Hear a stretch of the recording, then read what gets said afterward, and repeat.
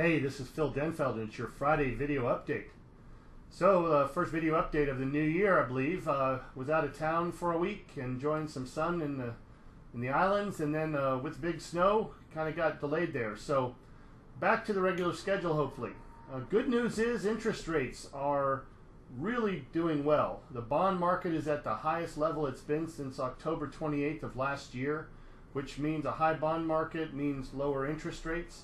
And activity seems to be pretty strong, and hopefully you're seeing that. So if you have any buyers that are starting to get busy looking at homes, make sure you send them to me ahead of time. Let me get them pre-qualified and ready to go, so once they find the home they're looking for, you can write that offer right away. I'm always here to help. Now on to today's main topic, and that is MCCs. Do you know what an MCC is? Well, you're going to start hearing more about this. MCC is a mortgage credit certificate. And the Virginia Housing Development Authority has a program for MCCs, or mortgage credit certificates.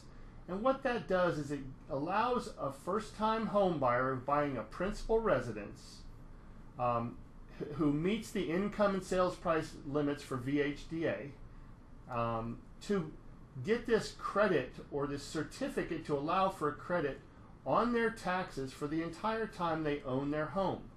Now, it is subject to VHDA's recapture tax penalties and so forth, and we could go into more detail with you one-on-one on that. But let's just look at an example of how this can impact a first-time home buyer. Let's assume a first-time home buyer, a $150,000 loan amount at 5% interest. I know that's a little high, but that's what this assumption is, and a 15% tax bracket. So look at the inside column here.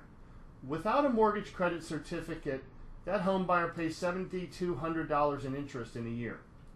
And let's assume with other deductions, their taxable income is $34,100, which yields a bill of $4,665.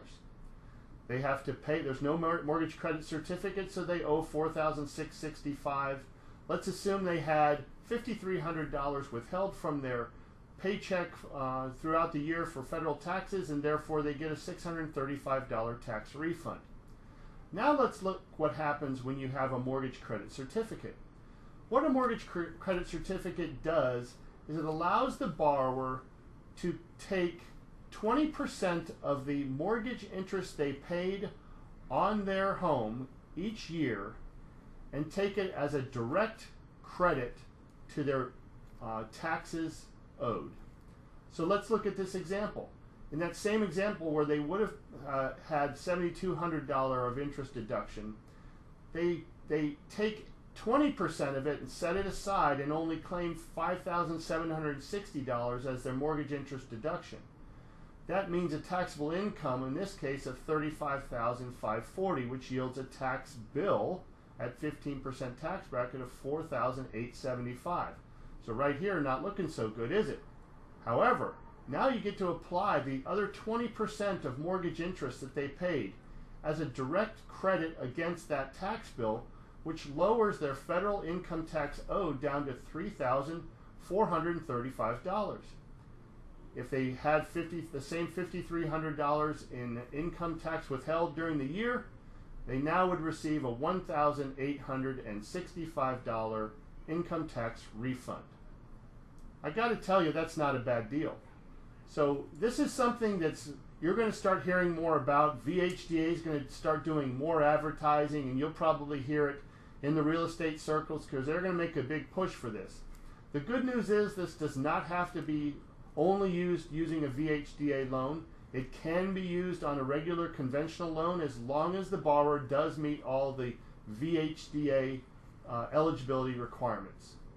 So I just wanted you to hear that first from me. If there's anything I can do to answer more questions for you, please feel free to ask, and I'm sure you'll be hearing more about it in the near future. Again, reminder, share this with anybody who you think might benefit, and I look forward to serving you. Thanks for listening, and I'll talk to you next week.